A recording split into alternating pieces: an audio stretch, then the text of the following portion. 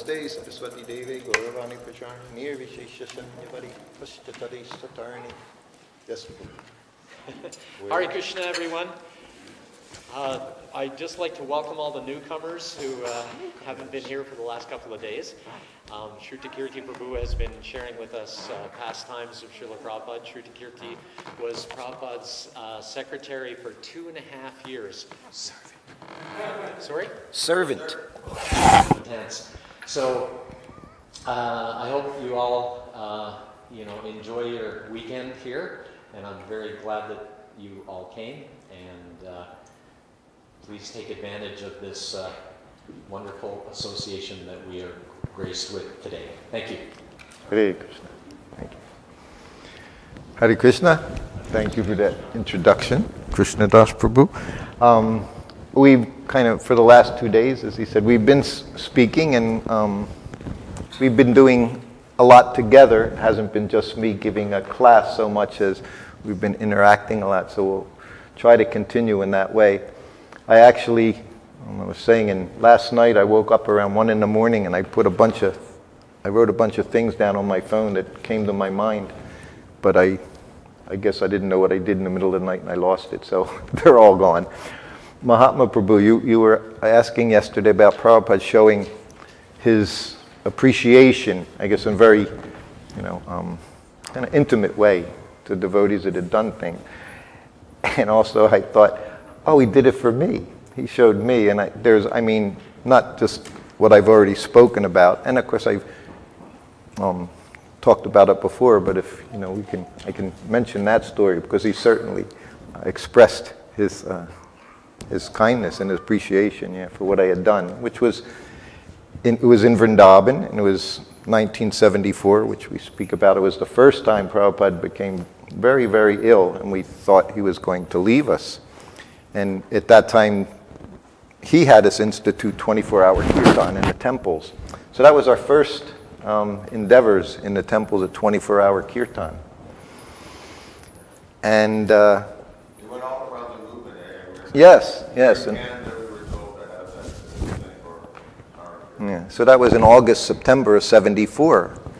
So he was very, very ill, and I was his servant taking care of him until finally, towards the end, I became so ill, I had malaria, that Kuladri, who was there, my godbrother from New Vrindavan, one of the first people I met, he was taking care of Prabhupada because I was lying in bed very, very ill. And Prabhupada finally started to feel better. And then he would go outside and he would listen to the classes under the tamal tree. Anyway, as he got better, the servants' quarters at that time was in between his sitting room and his bathroom.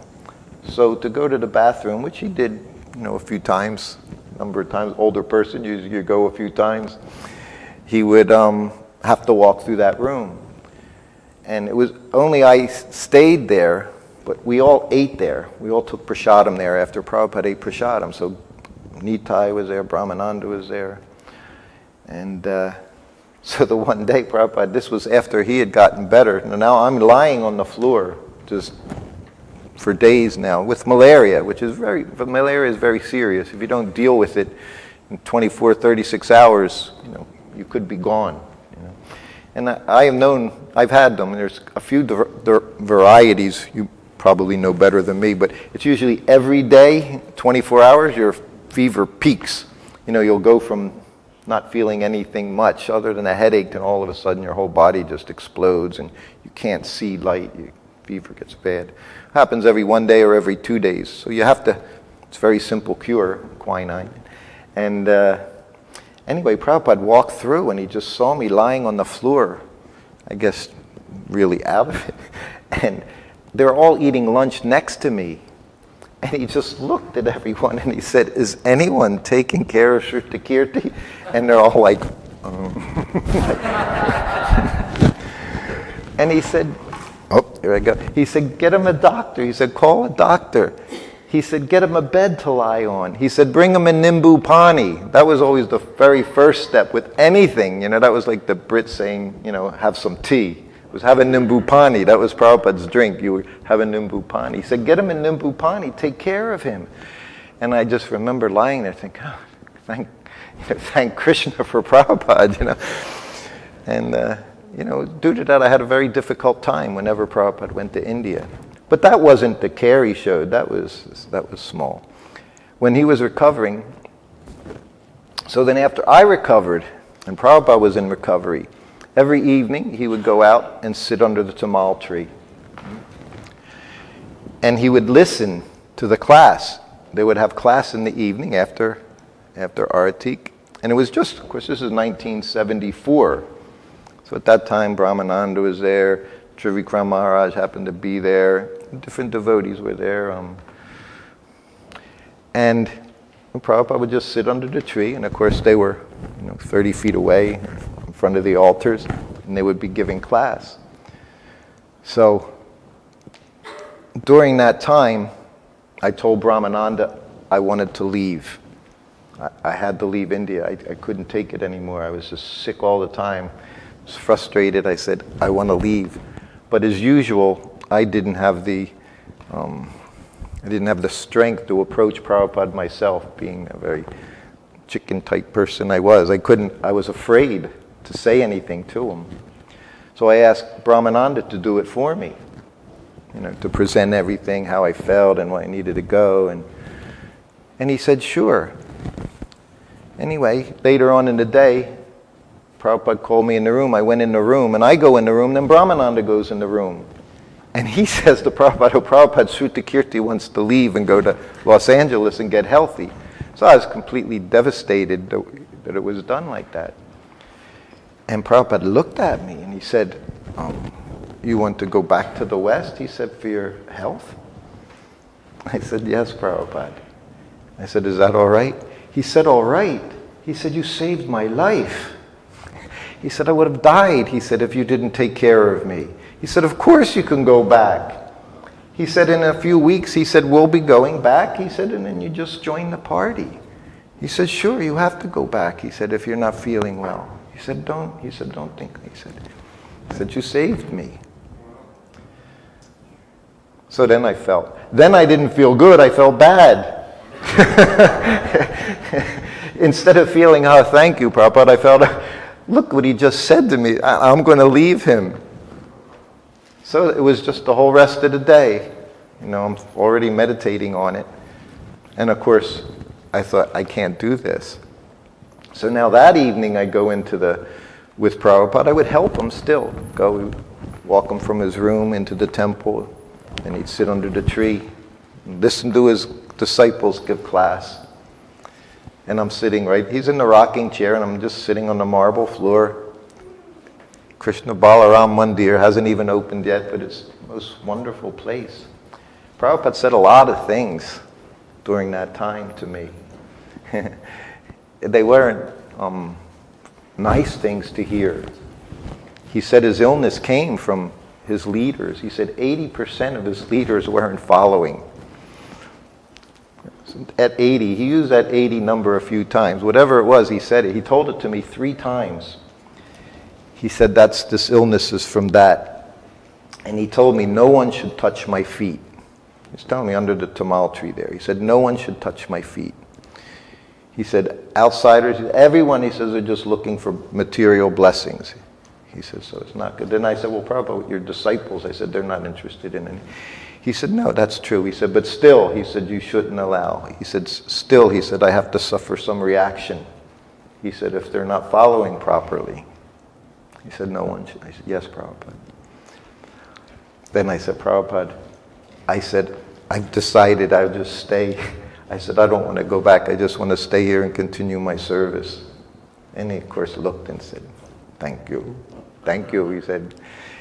And then he said, that's a very good decision to do that. And he said, and because you have surrendered, he said, Krishna will provide all that you need. Which that's our philosophy. But he said it, and I didn't think anything of it. And then that evening, one sannyasi was giving class. And his class was more like an Ishtagosti, or what we call Ishtagosti. It was more like, it was telling people, you've got to come to the program in the morning, and you have to come to the class. Even you don't understand the language it's being spoken in. Now they have class in every language. They have a class in Chinese, they have a class in Russian, they have a class in Hindi, they have a class in English. But at that time, you came to the class. So he was kind of chastising his godbrothers and sisters in the room, telling them, you've got to do this and you've got to do that. And I could see Prabhupada sitting, looking a little uncomfortable. And this went on for like another 10 minutes. And it wasn't a philosophical class. It was, just a chastisement class.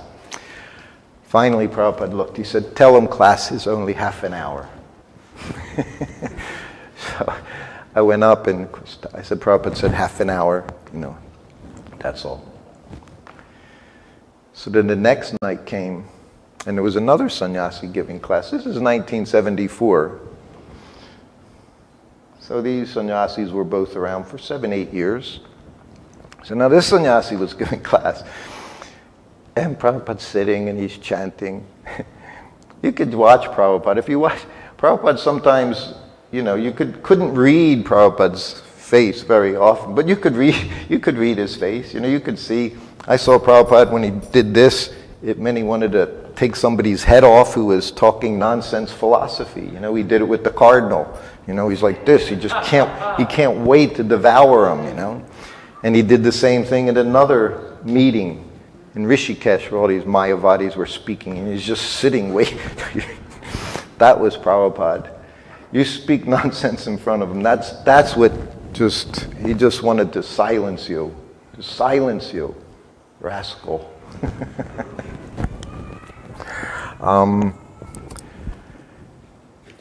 So this one was speaking, and then he said, okay, he was finished. And Prabhupada looked at me.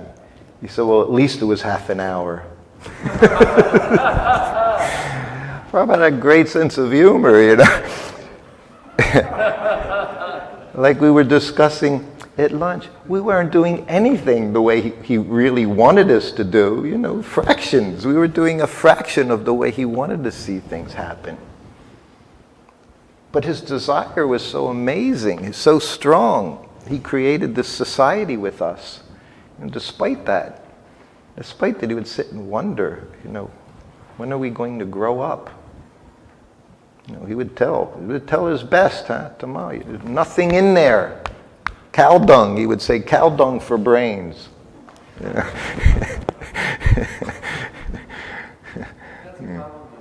Yeah. I would say stool, that wasn't a common. Cow dung. Cow dung would be Yes. Well, that's like when he said to me, massage, passive wrestling, you do all the work, I get all the benefit, he said. But I'm like, no, I'm getting all the benefit, just touching you. So that was, I offered that to you at that time. And he showed it, at that same time, when he was still in bed, not eating, and he told me, now, I'm there, Kuladri was there, Jamuna's there, Daivashakti's there, Palika's there. And he called me in 6, 7 in the evening, and he said, make some upma. We haven't cooked for him for weeks. He's been eating a quarter of an orange. Sometimes he'd have a little this, but that was it. We were very frightened. And he called me in, he said, make me upma. He said, I have some appetite. Yes, Prabhupada. I said, Prabhupada, Jamuna's here. So like, who am I? The Jamuna's here, who cooked for him all the time. And he looked at me, he said, no. He said, I like your upma. He said, I want you to make it. You don't know. Prabhupada says something like that to you. That's your whole life, to hear a sentence like that from him. He said, I want you to make it. I like your upma. So immediately I went from his room, through the doors. On the other side of the door is every devotee that's in there that could possibly be there listening to Prabhupada. Every word, every sound he make, we wanted to know what he said. What did he say? What did he do? So I opened the door. There's Jamuna right there, Shakti. So I said to Jamuna, I said, Prabhupada wants upma. Wonderful. She said, I'll get right on it. I said, Jamuna. He said he wants me to make it, that he likes my upma. She said, oh, wonderful. She said, what is it you need? She said, let me know. See, this is a Vaishnava. This is Vaishnavi. She didn't think she wants you to cook for him. I got a cookbook this big on vegetarian cooking coming out in a few years. You're going to cook for him? No, that's not what she thought. She just thought, okay, how can I serve you? What can I do to help? Because I didn't know anything. I hadn't even been in the kitchen. It wasn't what I was doing. She was whenever there was any cooking. But no, this is Vaishnava. She said, great. We were happy he wanted to eat. We weren't thinking, who's getting to do, what? Let's all just pitch in and get it done. Prabhupada wants to eat something. No one thought in any selfish way. I was ready to surrender immediately. She surrendered immediately. This was our life, Prabhupada. We didn't care for anything else. So we didn't have anything. We had some dried peas. She had a trunk, with things. We're in Vrindavan. There wasn't anything outside around the temple. You couldn't get a rickshaw in front of the temple. From the town, if you said you wanted to go to Ramanreti, to where our temple was going to be, they say, nah, because then they were stuck there. They had to come back on their own. So they wouldn't do it. But we had dried peas. Anyway, we all got together, Jamuna and I, we cooked together, made a little upma for Prabhupada. And I brought it in, on a silver plate, silver bowl, just a small katuri with the upma in it, little spoon. Prabhupada sat up in bed, and I put it down, offer obeisances, walk out of the room. So naturally now we're all on the other side of the door, listening, hoping, praying. It'll be better.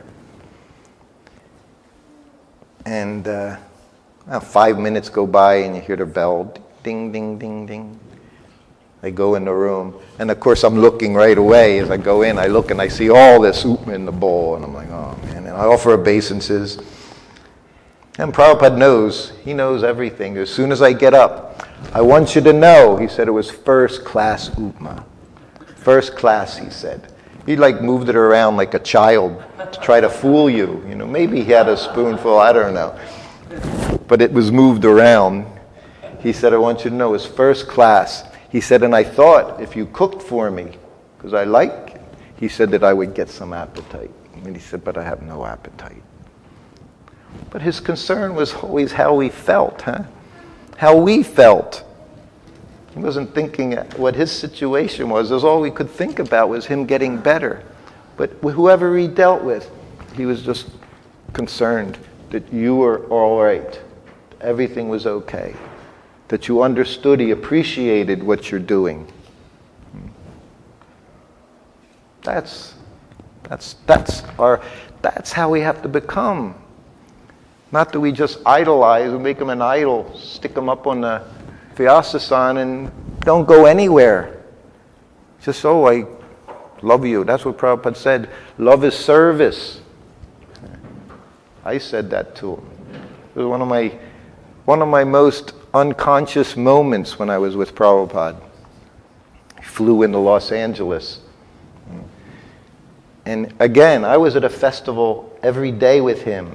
So I stopped attending festivals. I didn't have that same feeling everybody had. And I knew it. And it really, I was very negative.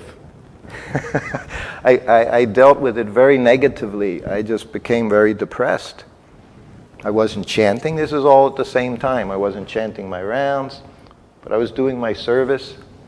And Prabhupada, he would allow you to just, move along. He was always watching, always knowing. So we got out of the plane, he would say, get the garlands, always garlands from wherever he came from.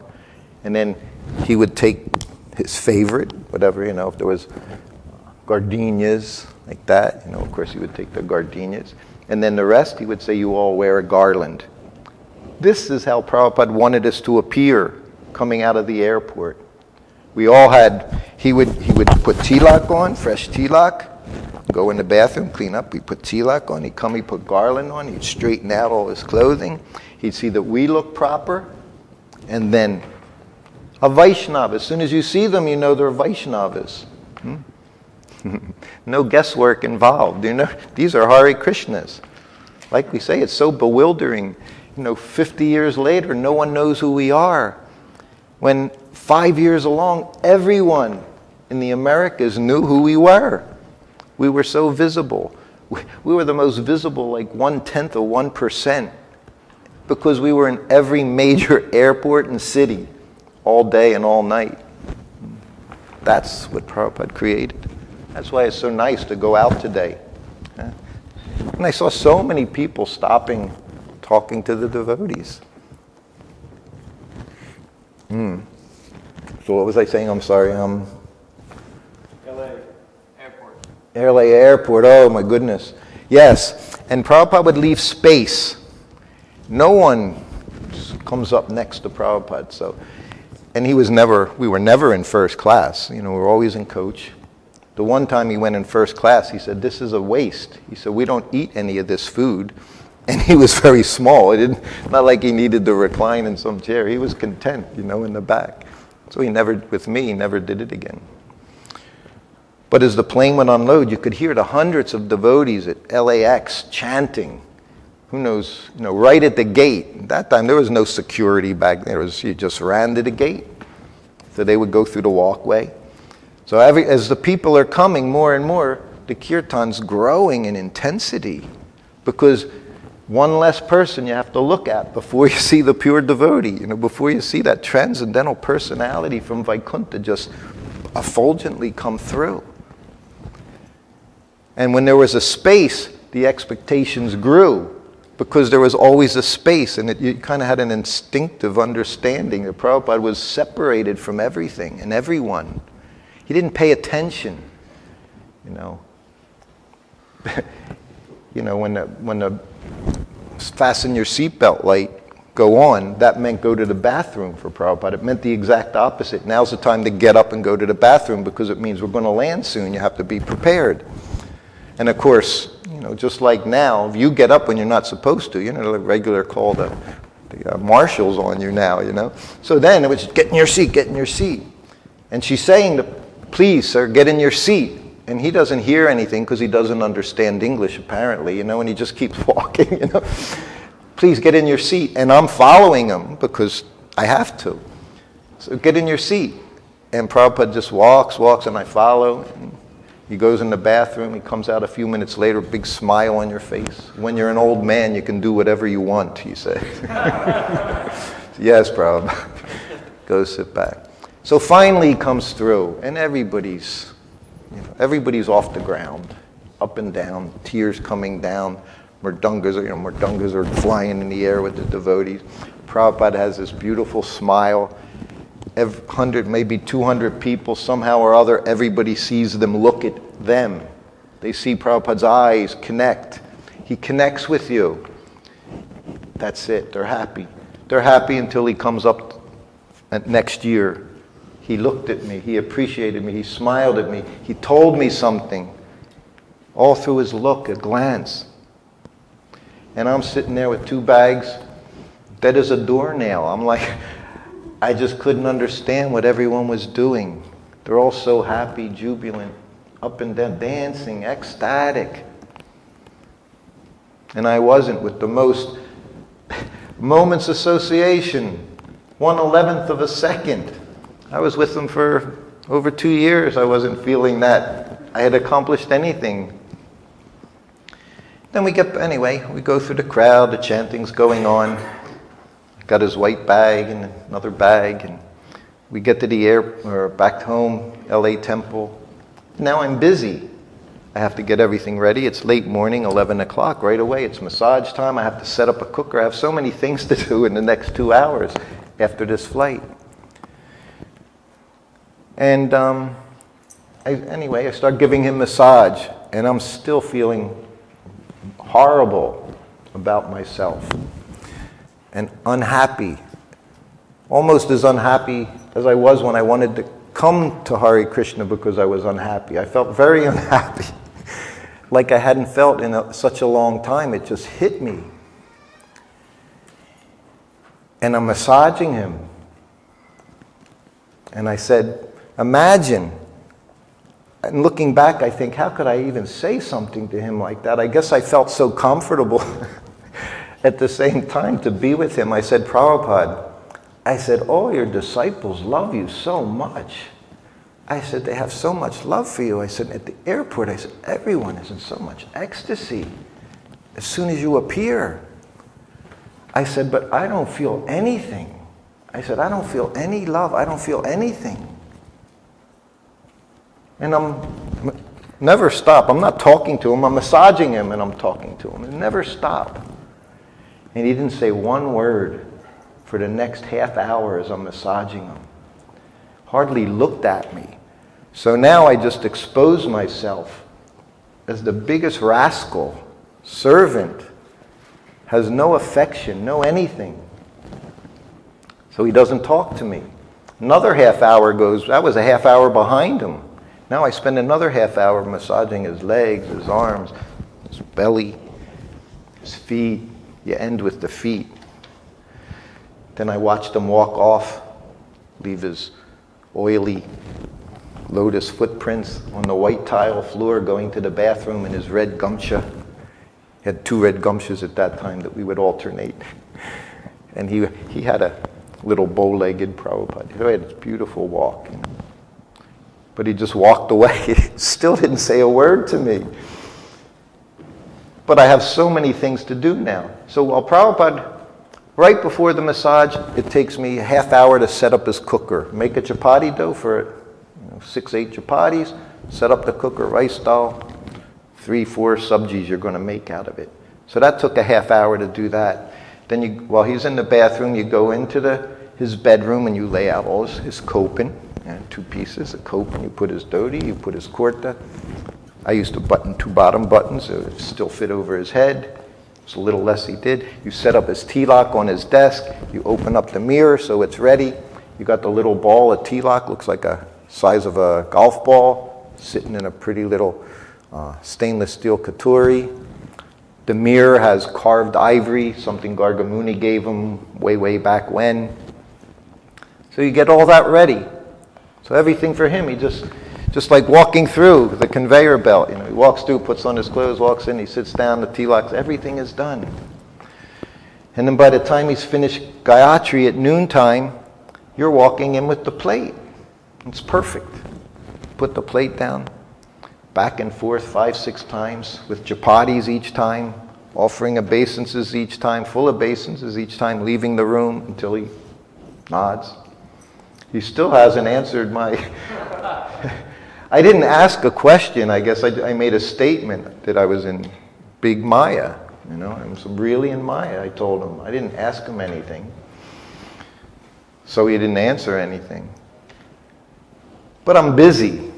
Busy is a distraction enough, doing something. And of course, busy with Prabhupada is a very good distraction from your own suffering. And he took a nap afterwards. Of course, I got to take the plates now, bring them back to my little bedroom, kitchen, wash the plates with the bucket of water, everything I had there. Distribute his Maha Prasadam to the eager God brothers and God sisters every day waiting to get their share. Then another half hour goes by and he rings the bell. And now I'm all like the whole cloud has almost passed over. It was, it wasn't like it was.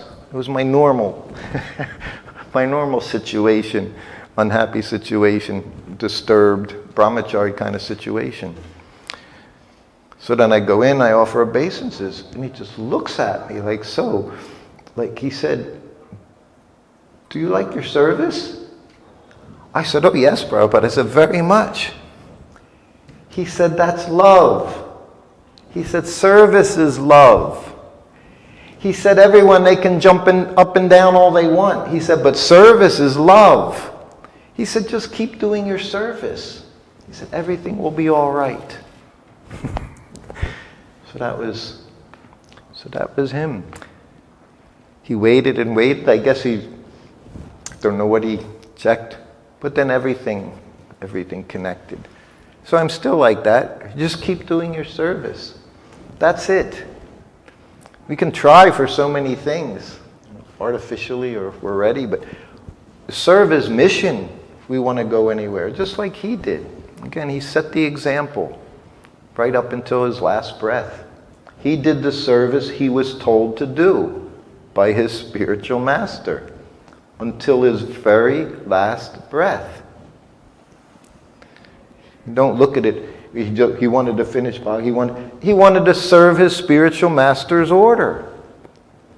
It's all he ever wanted to do. So many questions. So many questions we have. What did Prabhupada say? You know. What did he say? How many questions does Prabhupada have for his spiritual master? He had them all. He knew. Right? One question. How can I serve you? He said that was his only question. And he found out how he could serve him, and that's what he did. Every breath. That's our business. We want to progress. And if we don't, he would say that, go do something else. He said you can't have one foot in each place. You have to make a decision. Any question? Mahatma?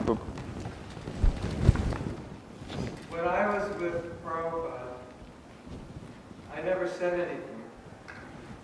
Because I was afraid I would say something stupid. And you know, when we're on morning walks, you try to get close, but I never was like Radha Vallabha, throwing out signs to say this and this.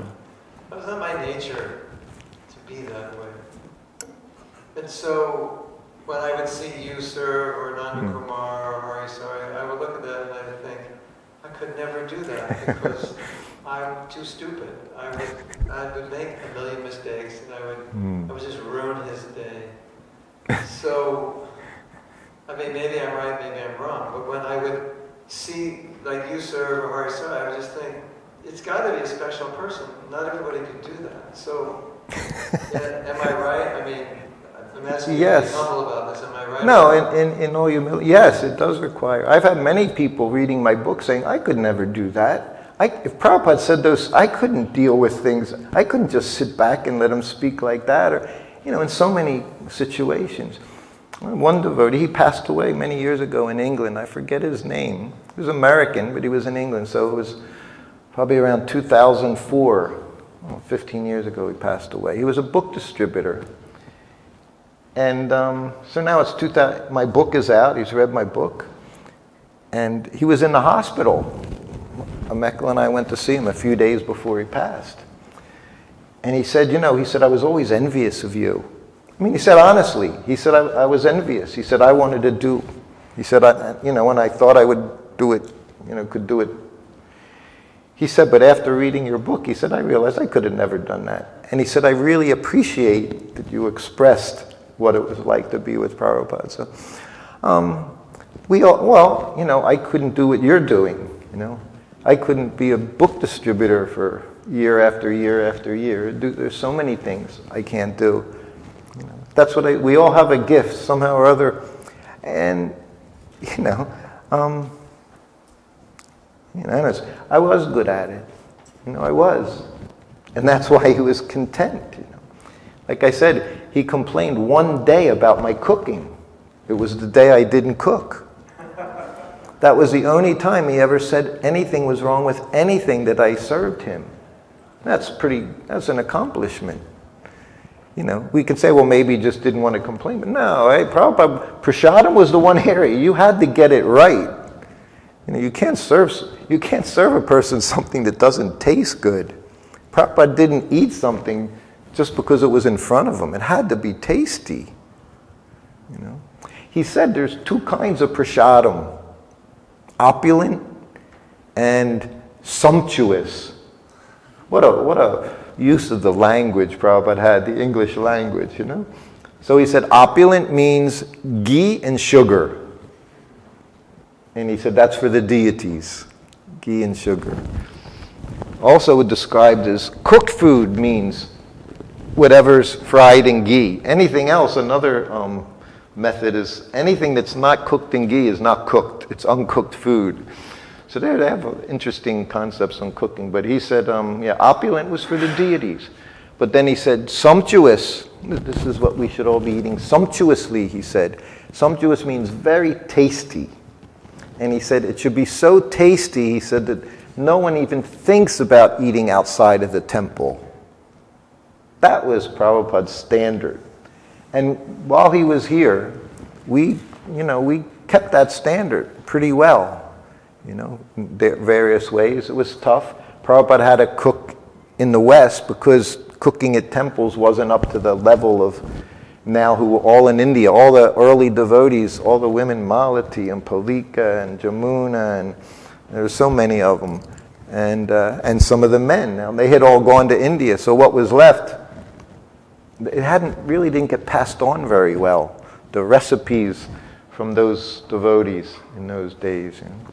But anyway, that was it should be very tasty. Prabhupada, every preparation I made, every chapati had a little ghee on it. Every sabji was made with 1 or 2 tablespoons of ghee. 1 tablespoon of ghee was a small amount. So that was lunchtime. Of course, he always had a sweet. He always had sweet. Sandesh was one of his favorites. It was very simple, especially when you traveled. But he liked all. He called them, when in Los Angeles, and it was the head pujari who was training everyone in the movement. Shilavati, she was our first head pujari of the whole society that devotees would go to become trained with. She did different things. One day, because she would ask me, how do you give Prabhupada lunch? So I described the process. So she got an idea, and she started going in and bringing their lordships, Rukmini, Dwarkadish, Jagannath, Gauranath. She started bringing them puris, hot puris, one at a time. So she would bring their plates, put them on the altar, then she would leave, and make more puris, bring them back in. And she told me. So of course, I knew this wasn't a good thing. So I told Prabhupada, just Prabhupada? Yes. I said, Shilavati's bringing puris in one at a time. Oh, he just shook his head. He said, just see. He said, why? I said, well, she asked me how I, fed you. So he said, she can't do that. He said, she can't go in and out while they're eating. He said, you go in, you put the plate down, and you leave. Then he started with the changes. You Westerners always want to change everything. A couple days later, I brought in a sweet that she was making for their daily sweet. Again, don't take any offense. Americans, we're all Americans. U.S., I know there's North America, South America, all those. But he said, you always want to change things. And as Americans, we always want to make it easier and speedy. To make good sandesh, it takes time. To make good rasgulas, it takes time. It takes your love. Not some dried fruit ball with Quaker puffed rice in them. They were given to the deities. In Los Angeles, there's hundreds of devotees there. But we have to streamline everything. Well, maybe we did it because everybody should be out on book distribution. No.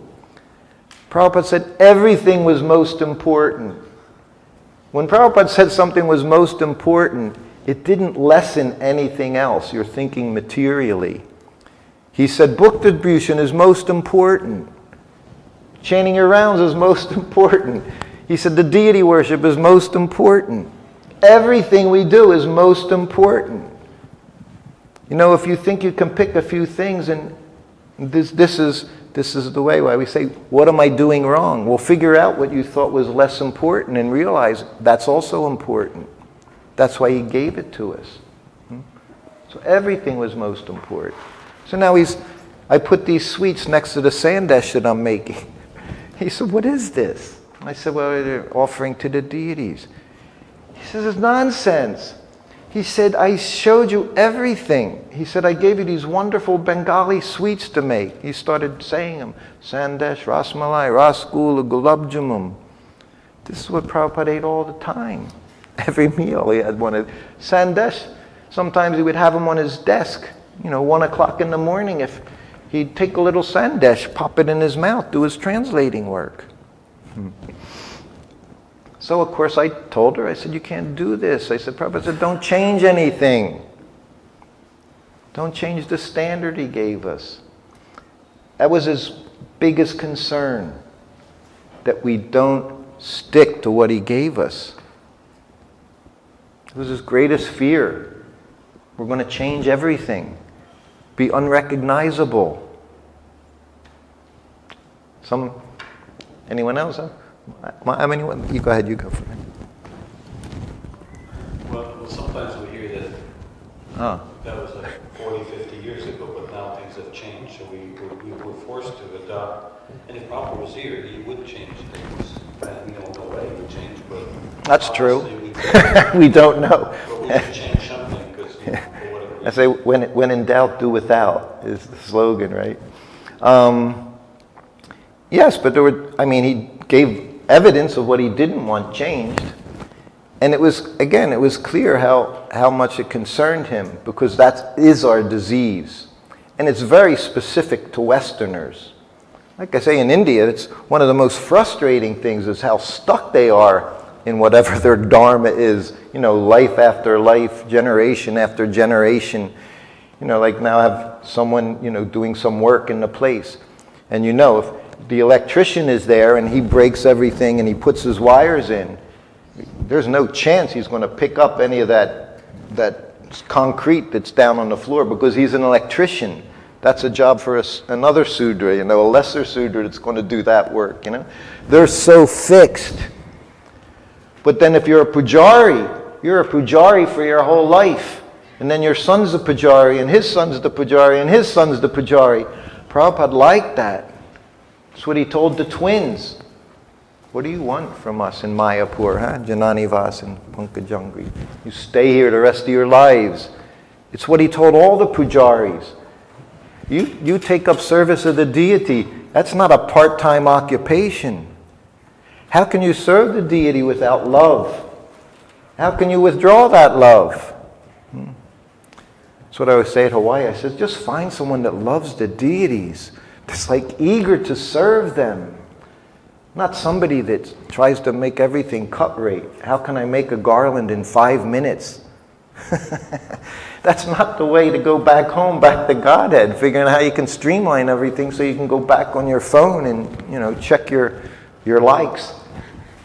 That's not our business. Although I do have that disease, I put pictures of my Govardhana. He got 170 likes the other day, so. A lot of people like his turban. Oh, he doesn't have a turban. Today he has fish. But this we have to meditate on the Lord. Yes, Mahatma, you wanted to. I was, I'd spoken with Mr. Krishna once. And he said that he had a really hard time because Prabhupada was very intimate with him. He would tell him things about his family, about Gaudiya Math. And he said at a certain point, he lost the reverence, and he wanted to leave the service because he couldn't maintain the reverence. So I have two questions. Did that happen to you? And if so, how did you deal with it? And did Prabhupada ever correct anybody who was irreverent, like if you were too close or you didn't pay obeisances? Yes. Oh, yes, with obeisances. I have a few obeisances.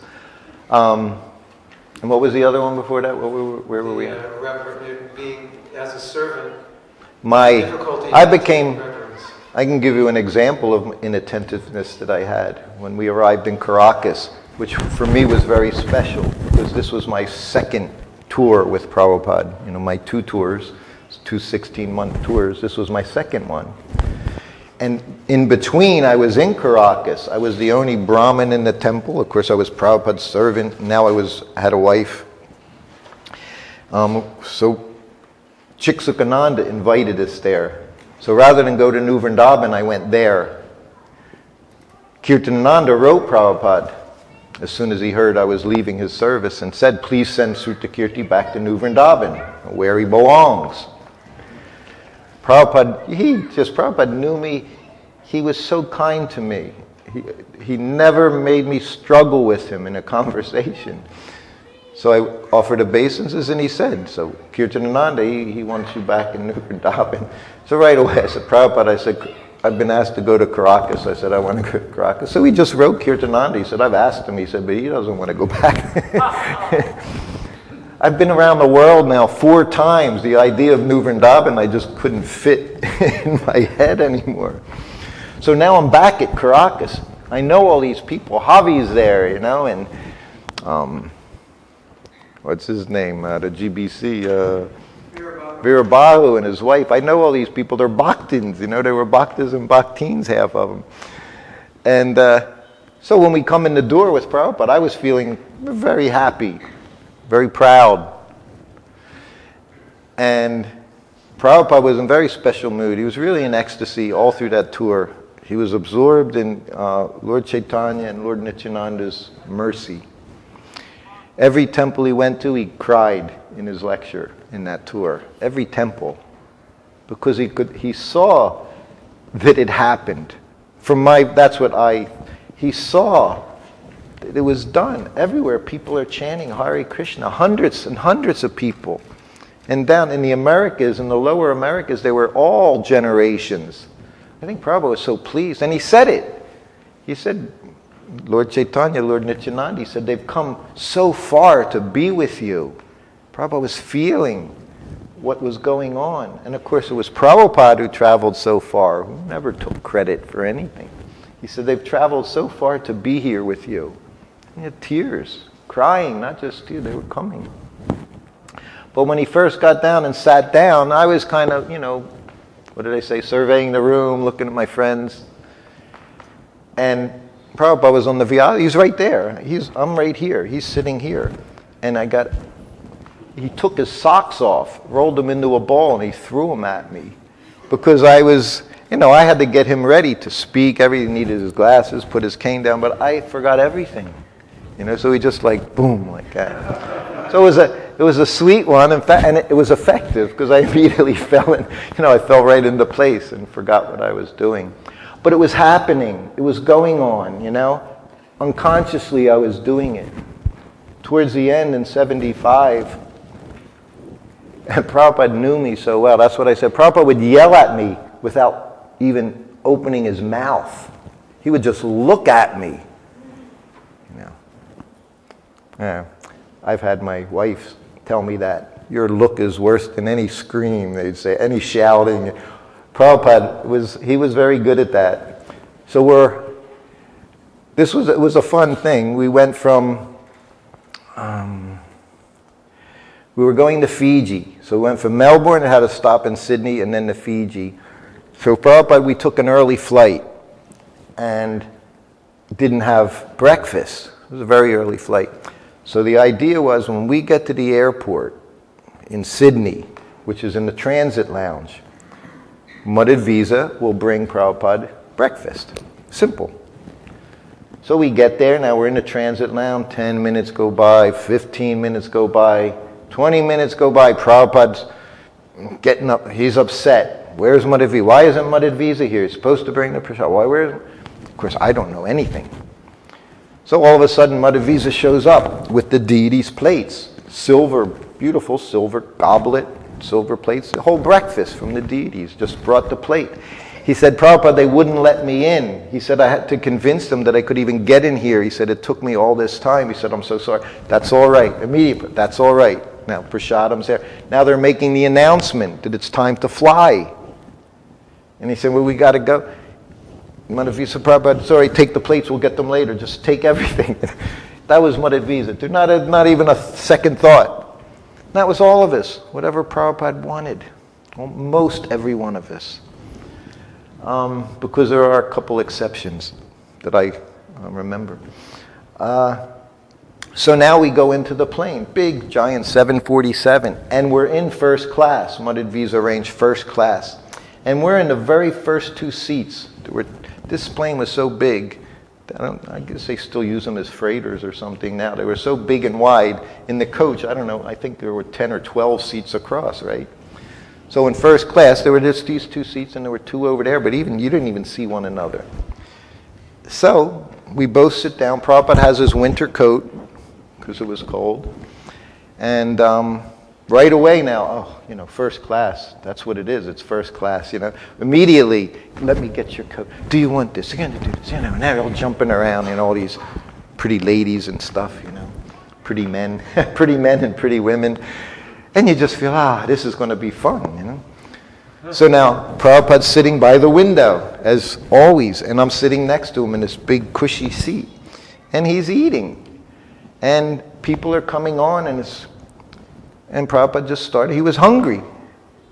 And, you don't hear any Sarira Vijaja, we didn't do that on the planes or anything. We didn't, say this material body is a lump of ignorance. Can you imagine saying that in front of 500 people? His senses are all networks, passive networks of death. No, we just took prasadam. So Prabhupada's eating, and the plane's going down the runway. No one says anything, not a word to him, because we're in first class. You don't even you can't even say anything because we paid to do whatever we want. And Prabhupada's eating, and I'm kind of just making sure everything's okay. And I'm holding his goblet. He's got an orange juice goblet, so I'm holding that because things are shaking. You would think he was sitting in his room taking prasadam. He's got people looking straight at him with seatbelts up. Prabhupada's just eating. Oops. Completely just in his own spiritual world. Nothing, there wasn't anyone. There was no embarrassment, no shame, he was taking prasadam. And he wasn't part of anything else. And I'm holding everything. And then the plane's in the air, so finally he's finished. And then he looks at me. Okay, he said, take. Now I've been doing this for a long time. So I took it, but now we're in first class. And as soon as the plate moves over, this woman says to me, you want me to take care of that? Stupid me said, yes, thank you.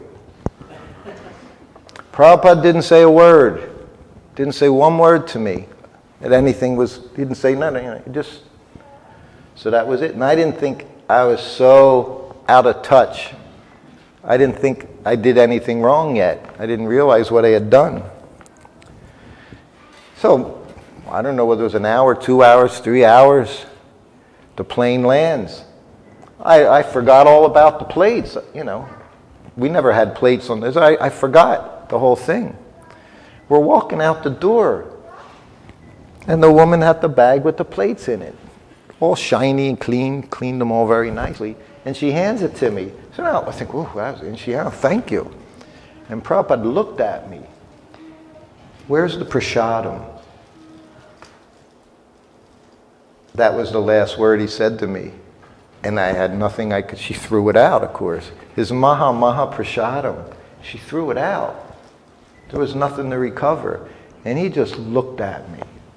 And that was the look. I think it was the only time he looked at me like, when I saw that look, that was it. I should have just stayed on the plane and have him go. Because your life is ruined. You're just ruined. There's no recovery from that. But then that was it. It was done. But he would let you know when you knew it. You knew it. The first time I did something wrong, I was with him for a few weeks. I threw his orange peels in the can where I was preparing his lunch above. There were his orange peels. He walked by. He couldn't even see that they were in the can. He started yelling at me because there were orange peels in the can in Los Angeles in my room, my little kitchen servants' quarters. You malecha. Nonsense. You've got this moochie, orange peels, and you're cooking for the deities? I never responded to Prabhupada chastising me. I knew it before I was with him. Don't say anything. I learned it from Nanda Kumar when he responded. While he was his servant, I saw it. I was there in the room one day. Why weren't you at class this morning? I was making your breakfast. The ladies make the bread. It's cutting fruit. I told you you have to be at class every day. So that was it. I saw that when he gave his, there's no excuse for anything. And of course, Prabhupada knew he was disappearing. You know, I never missed Prabhupada's. You never missed the morning walk. You never missed the class. I wouldn't want to, but it was just instinctive. Like that's what you did. You know, that's what I did. I saw him chastise enough people that weren't doing it. So he didn't say anything after that. While we were in, this was 1975. That was a very special time when Prabhupada was translating the universal arrangements. The morning walks were always very exciting at that time, as he would pose questions to his disciples and they would ask questions. And so now we're in Australia, Melbourne, Australia. And Prabhupada's doing 5th canto. Paramahamsa was with us that time. He would interact with Prabhupada a lot, speaking about the planetary systems and things. So one morning, it's like 5 in the morning, and Prabhupada rings the bell. I go in, and he said, call Paramahamsa, come back.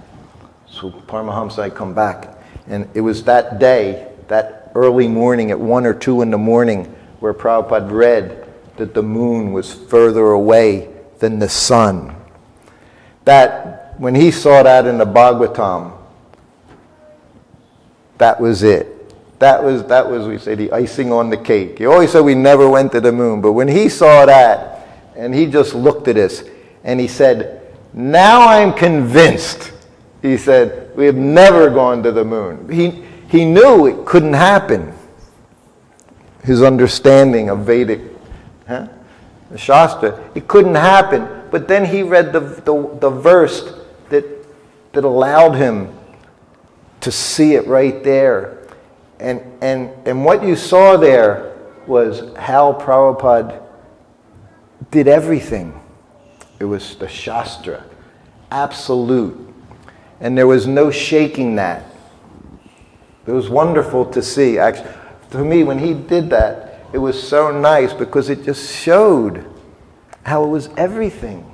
Those words, the pure devotees, the words of Krishna.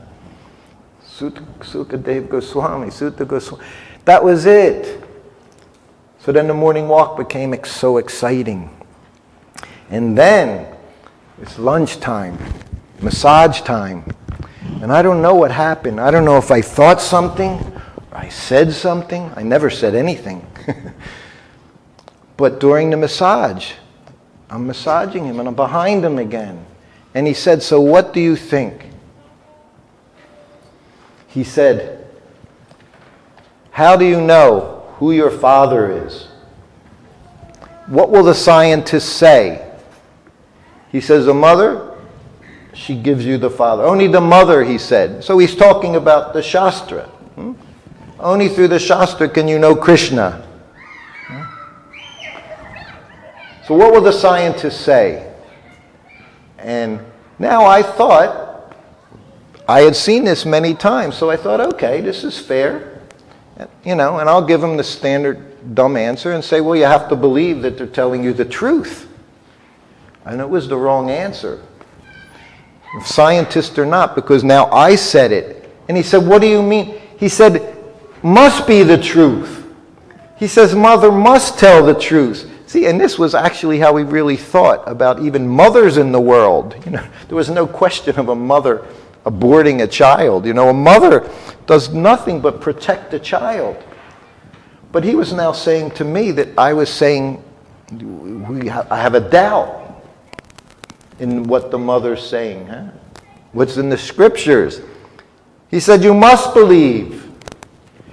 He said, to be here, you must believe. He said, how can you not accept? I said, no, Prabhupada, I accept. All right, he said. And he just stopped talking. And I'm massaging, thinking, good. That was never happened. I never had that discussion with him like that where he went after me. because I would never let it happen. I never answered those questions. But I didn't have a choice. So then he said, a couple minutes go by. He asked me the same question. He said, okay. He said, so what would the scientists say? And I just said the same thing. And he said, if you don't believe, why are you here? Go! And I'm like, what did I do? I don't want to go anywhere. He said, you have to believe. You have to believe the Shastra. I said, Prabhupada, I do. He said, I don't want to talk anymore about this. And I'm thinking, good, because I don't want to talk about it anymore either. Why did you do this to me? I'm thinking, what did I do to you today? So we didn't talk about it anymore. And again, the rest of the massage was just quiet. So it wasn't easy to be with Prabhupada. It was fun. It was the most exciting thing, as Shyama Sundar presents. That was Shyama Sundar's life. My life wasn't one of excitement. I like peace and quiet, always have. I've never found it yet in life. I'm still looking. But I'm looking for it. And with Prabhupada, I found it. Whenever I walked into his room, that's all there was. Quiet and peacefulness. Others might tell you something different, but that's all I ever saw when I went into his room. It was very peaceful, very quiet, and you could just stay there and be happy. Go into his rooms in some of these temples. You'll feel it now. You can feel Prabhupada's presence. Go to Vrindavan. Our temple in Hawaii is a Prabhupada Tirtha. His quarters are there. We go up there. We've had meetings up there. I remember one day having a meeting up there. It wasn't a nice meeting. We were talking about the GBC. There were people that wanted him out of there. And right at the start of the meeting, there was this violent thunderstorm that knocked out all the electricity in the place. And we knew there was an inauspicious thing going on. And Prabhupada was sitting there on his seat, his asana, just watching over this nonsense. He's here all the time. If you think otherwise, then he's not here for you. I know he's here for me. No, we know he's here for us. You have to. Like he said to me, you have to accept it because it's a fact. It's a Shastric fact. If you don't accept it, why are you here? That's what he said to me. We must accept.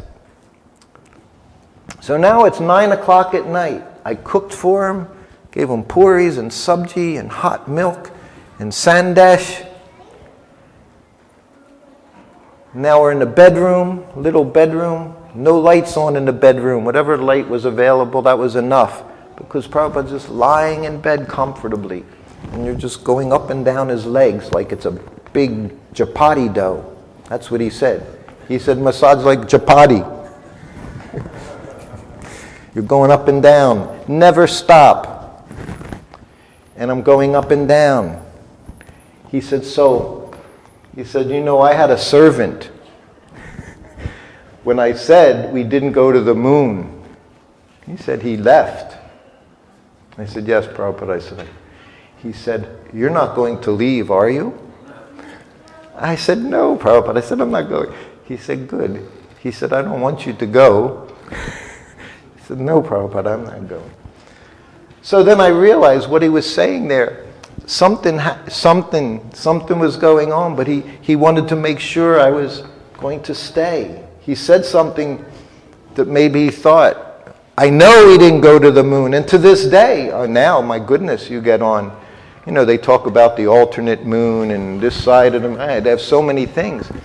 To accept Prabhupada saying we never went to the moon is probably the single most difficult thing for devotees to accept, and has been the cause probably of more devotees leaving than anything else, other than their own sense gratification. But that moon, they don't know how to deal with the fact that science says something so different. Prabhupada could care less for your material science. He said, why? Why? Because what's the foundation of everything? He said the foundation of everything they do is I'm this body. So everything that comes after that doesn't mean anything because the foundation is collapsing. There's no foundation.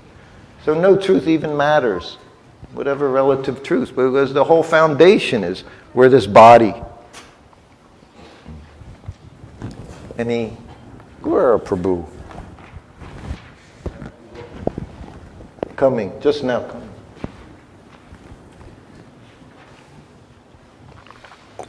Thank you.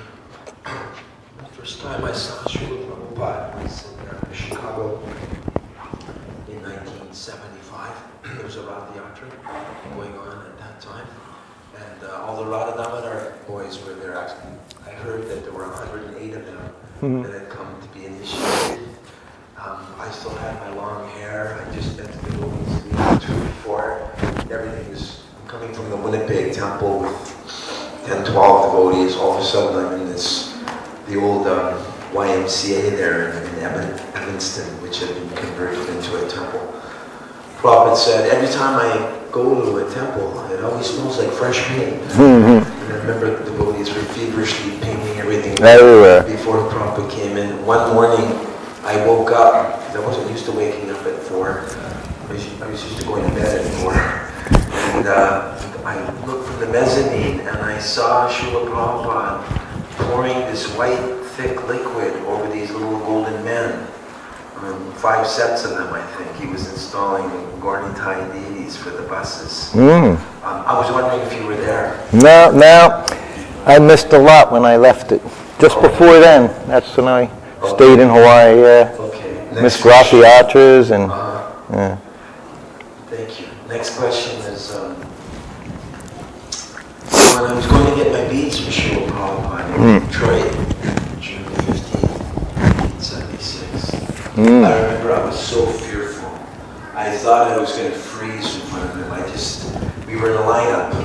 I remember Hari Sari, either it was Hari Sari or Krishna Numa said, "You can't go in front of Srila Prabhupada with your sika untied." I didn't have a sika much longer than I have now. Tie up your sika. It's not proper to go in front of the spiritual master with an untied sika. Whoa, no one ever told me that. So I tied it up and it stuck up straight in the air. It's an initiation for him. And so as it was coming, each devotee was going up, and I was going in my mind, Nolas and Saxogami, Krishna meeting Nolas and Saxogami, because I thought I was just going to go, when Prabhupada would ask me the principle. So I'm wondering, and I remember when I stood in front of Prabhupada, and I heard this story from so many of the memories in the Siddhanta Prabhu's workings, that they felt that Prabhupada was looking right through them, and I felt that, as Prabhupada was peering at me. I felt embarrassed. I felt completely naked. I felt like he was looking at hundreds of births of sinful activities.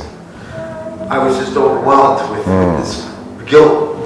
Maybe Mahatma Prabhu might have something to say about guilt. But anyway, my point is, did you initially have a lot of fear when you first met Prabhupada, and did it take you a while to get over that? And then when I first joined, or when I first became a servant, you're saying? When you first became a servant. Okay. Or anytime. Okay. I want to, before I'll forget, we want to talk about rounds. Okay, how many rounds Prabhupada wanted us to chant? So now we'll deal with everything here. Yeah, and the very last thing was, when I was in Detroit to get initiated, I was looking so much to go on a morning walk, and I can't remember if it was Brahmananda or who said to me, "You can only go on a walk if you're a big devotee." and I remember feeling really discouraged. I'm just a small devotee. But then I heard that Prabhupada said, "We're not interested in becoming big devotees. We want to be small devotees." Yeah. And he said, "Big devotee means big-hearted devotee." But the point I'm coming to is I've heard devotees say about you that unlike some other servants, you were very merciful. You were kind. You were there to facilitate devotees to yes, I was. Devotees thanking you for allowing them to meet Prabhupada, whereas when I wanted to go and see Prabhupada in 76. You're giving me a lot of questions to answer, and you're just going on. Let's do one at a time or something, because you have me baffled already. Thank you. You want me to answer the last one first or the first one first? What was your first one? I also chanted that mantra, no meeting, no, because we're all in the same. But one thing I definitely don't agree with, and I've heard it many, many times, how Prabhupada looked at my dirty soul, looked and saw all my evil for so many. I don't think I always think Prabhupada just saw this wonderful devotee in front of me who's doing so much service. If I would have thought every time I walked into his room, he was looking at me so he could understand, pass judgment and understand how to deal with me. If he had to do that, who would want to be a pure devotee? If that's what's going to happen to you, is becoming a spiritual master, as you spend your time looking at coal-filled people. No, he saw the opposite. This is where we're at. We look at people and we see all the dirt within the hearts of others because I'm filled with dirt. That's what I see. Prabhupada saw the opposite. He saw spirit souls crying to serve Krishna. That's what I think. I mean, others, but no. Is that satisfactory? Yeah. Anyone want to say something? 5 minutes. 5 minutes what? Oh, we stop at 7? Oh, wow. Got to be punctual. Okay. The very first thing he did when I became his servant and I was in the other room petrified was ring the bell. I went in the room. Yes, Prabhupada. And I didn't know anything. No training. Instant Prabhupada servant. From cooking in New Vrindavan one day, instant servant the next. Which was probably good because it didn't give me a lot of time to worry, which is what I always do. And he rang the bell. I went and offered obeisances and said, yes, Prabhupada. What can I do? He said, nothing. I just wanted to see how fast you were. So that one statement completely pacified me. And I saw the Prabhupada that I saw in his garden in Los Angeles. Funny, laughing, making jokes. But is what he was showing me. He was allowing me to relax. Then 2 days, the next day we're in Dallas, and again he called me Shruto. I'm going to call you Shruto, and he never called me it again. He said, your name is too long. I'm going to call you Shruto. Yeah. And he never did again. So it was another. And then he also told me how, I take a nap because I'm an old... I mean, he just so destroyed any possible idea I had of being concerned that he was like such and such a way. He was the most humble devotee I had ever met. There was no one could exceed Prabhupada in humility. So he just made you relax. What was the other one? I have 3 minutes. That you were very accommodating of the devotees. Yeah, I've heard that a lot. Yeah, but no, really, I thought that was my service. You know how many? I can't tell you how many my godbrothers have come up to me and tell me that they brought Prabhupada's lunch because I said bring Prabhupada's lunch.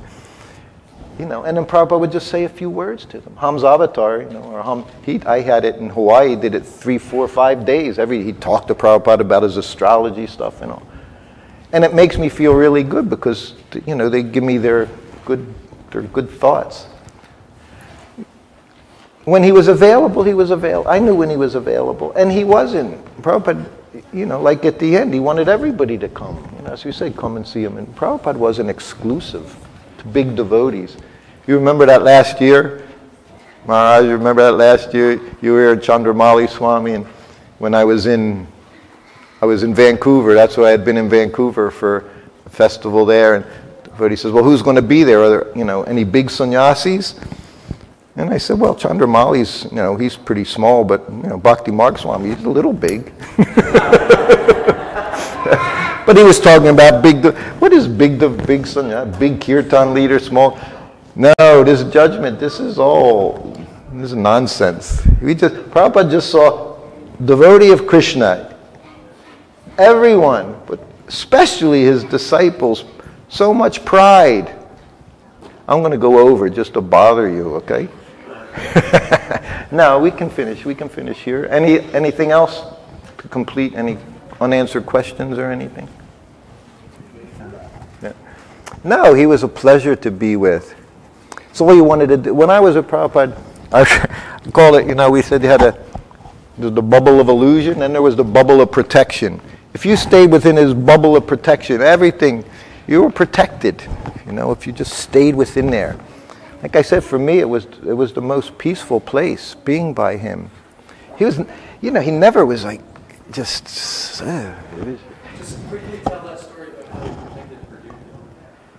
Oh, that was far. Oh, the one thing, how many rounds did Prabhupada want us to chant when he began ISKCON?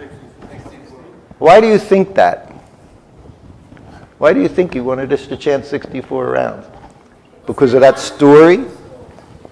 There's another story about in Juhu with Giriraj Maharaj. Prabhupada told him, now this was in the early days, you know, there were just a few devotees working 24 hours a day. He told them he wanted them to have 24-hour kirtan in the temple. Daily. Which temple? Sorry. Juhu. When they had the little, you know, the little flat thing. So he told them he wanted 24-hour. So Giriraj was beside himself. He's Prabhupada, there's, you know, we're, you know, you have us going out doing life membership, doing this, doing that, and doing that. Anyway, they went back and forth a little bit. Well, you can do it at least, you know, 3 days a week. Prabhupada, you know. So finally it got to where Prabhupada agreed. Giriraj said, Sunday, we could do it on Sunday and then carry it on through the Sunday feast. And Prabhupada's very good, you do that. So then Giriraj went to Tamal and told him what happened, and Tamal just started laughing and said, Prabhupada pulled the fast one on you. He said that's all he ever wanted. But it was a lot easier to make the goal up here, and then you're begging him to please let us do it 1 day a week. When if he would have said, I need you to do this, Prabhupada, we're busy all the time, we can't do it. So just this is my own theory. No one will know, but I don't think Prabhupada ever imagined we could chant 64 rounds. If he would have started out saying 16 rounds, what would we have said? You know, what would Hayagriva or Brahman? Probably 2 hours, yeah.